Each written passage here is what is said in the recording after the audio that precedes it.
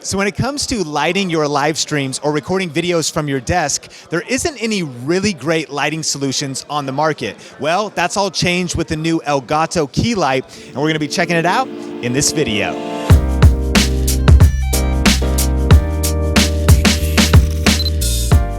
This video is brought to you by tubeinfluence.com, a 1-hour online masterclass on how to grow a highly influential and profitable YouTube channel this year. On this free training, you'll learn the proven strategies and current best practices for growing your subscribers and creating passive income with YouTube.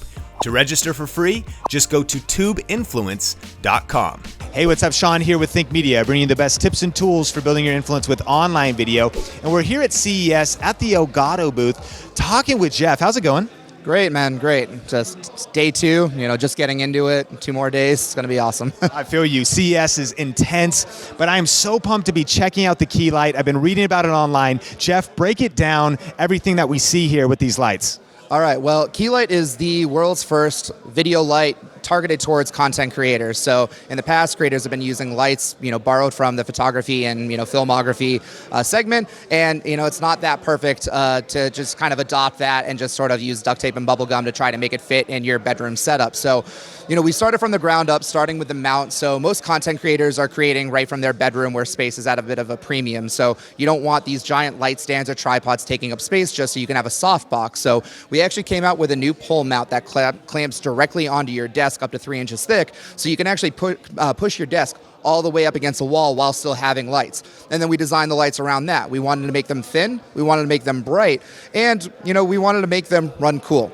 So they run a lot cooler than traditional soft boxes. They output 2,500 lumens. They have a great color temperature of 2,900K to 7,000K, and they're super thin, so you can have them up against that wall.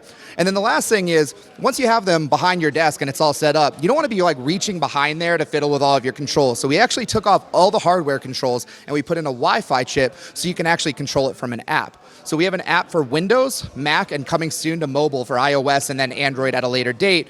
And so you can control the warmth, the brightness, and turn them on and off. And this actually also extends to Stream Deck, which allows you to basically fit this into your workflow with everything else that Stream Deck does for your stream, like changing your scenes, throwing up graphics, playing videos, what have you, throwing tweets out, whatever. And this also works with our multi-actions with Stream Deck. So with one key press, I can go live, turn on my lights, tweet out that I'm live, post a welcome message to my Twitch chat. It does everything but order a pizza for you.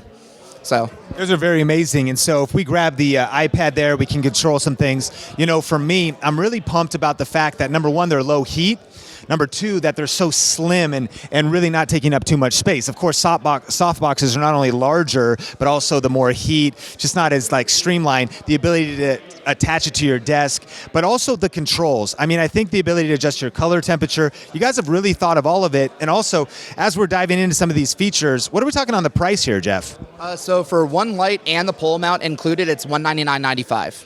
And that's pretty amazing because, obviously there's more budget options on the market, but a lot of times they aren't as frustration-free. And even the light I've been streaming with is pretty expensive. You get an LED box or different things. That's a very competitive price. And these are also edge-lit LEDs. So, keeping it thin, you're not staring at a bunch of bare LED bulbs that's really harsh on your eyes. So we have 80 Osram LEDs, which are super high quality. They're like the Porsche of LED lights. The more you know, it's kind of a weird fact. But then they're bouncing off an opal glass diffuser, so you have that softbox diffusion without having that depth and size of a softbox. So it's a really soft light that's cast on your face. So it's really the best of both worlds. And that kind of tech doesn't come cheap in lights, but we're one of the most affordable for that. And it comes with a great mounting solution as well.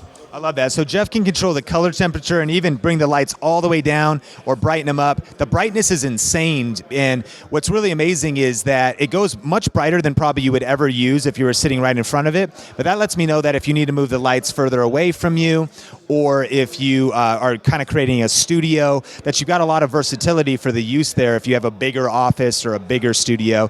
And we were talking about how ring lights and LED lights, a lot of times, it's either 100%, 50%. When you drop to 20 or 30%, the light just turns off. This can be very granular, right, Jeff? Yeah, it's really fine, so you could get down to 3%. So everything, ring lights are generally really coarse, so it's like that 150, 0. And so I can go all the way down here, and then I can go all the way to brighter than most people ever need, unless you're kind of throwing these up on like a track lighting setup or something like that. But, for the pole mount, I think that, people are probably going to be at like maybe 50, 60% at the most, but we want to cover people if they need that extra brightness. We don't want to, cut them off. So I'm super excited about the Elgato Key Lights and looking forward to getting my hands on them soon. But actually, one of the biggest questions we get at Think Media all the time is, what do I live stream with? I have kind of a setup that I studied for a long time, eventually built it out with the GH5 and how I capture and lighting and all that stuff. And if you actually want to see my breakdown on that, we have a full video. I'll link it up on the YouTube card and put it in the description below.